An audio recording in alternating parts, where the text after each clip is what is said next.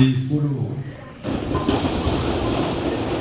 Principal గారికి, టీచర్లకు మరియు ఇక్కడికి వచ్చినటువంటి నా తోటి అన్నతమ్ములకు, అక్క చెల్లెళ్లకు, ఆశా వర్కర్లకు, అంగన్వాడీ టీచర్లకు ప్రతి ఒక్కరికి పేరు పేరున స్వతంత్ర దినోత్సవ శుభాకాంక్షలు.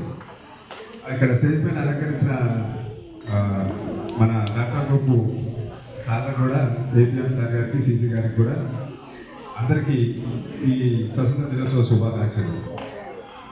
మేము మీ కూర్చున్నటువంటి ప్లేస్ నుంచి వచ్చిన వాళ్ళం.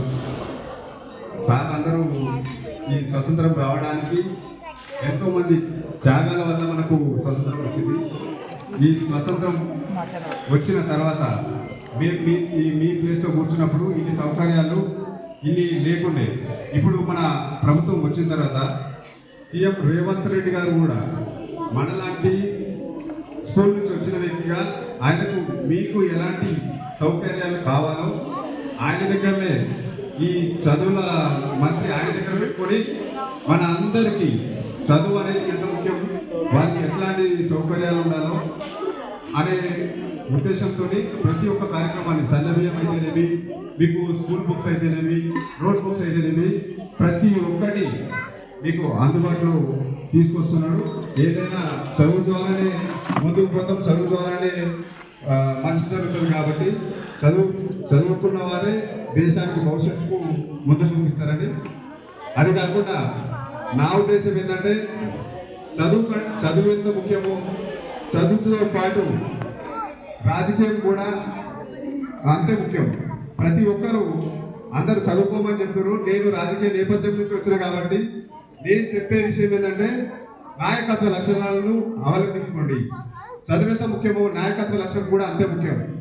నాయకత్వ లక్షణం ఎందుకు ముఖ్యమని చెప్తున్నానంటే, మనం నాయకత్వం వహిస్తూ పదవులను తీసుకుంటేనే రేపు చట్టాన్ని చేయగలుగుతాం.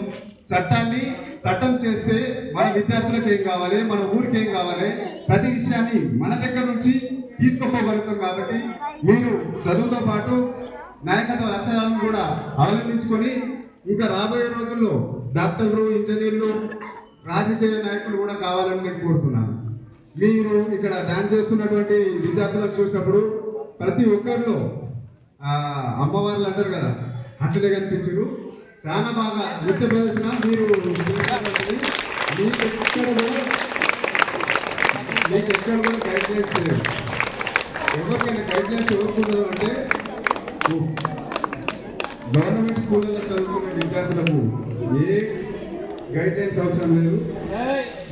అక్కడ ఉన్నటువంటి టీచర్లను చూసినప్పుడు తల్లుల్లాగా మీకు అడ్రస్ చేస్తున్నప్పుడు మీకు చూస్తుంటే వాళ్ళు ఉపాధ్యాయులే కాదు, మీకు తల్లుల్లాగా కూడా సేవ చేస్తున్నారు.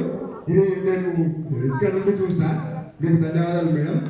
అందరికీ ఈ అవకాశం ఇచ్చినటువంటి ఉపాధ్యాయులకు మీ అందరికీ థ్యాంక్ యూ చెప్తూ ఇంతకు నా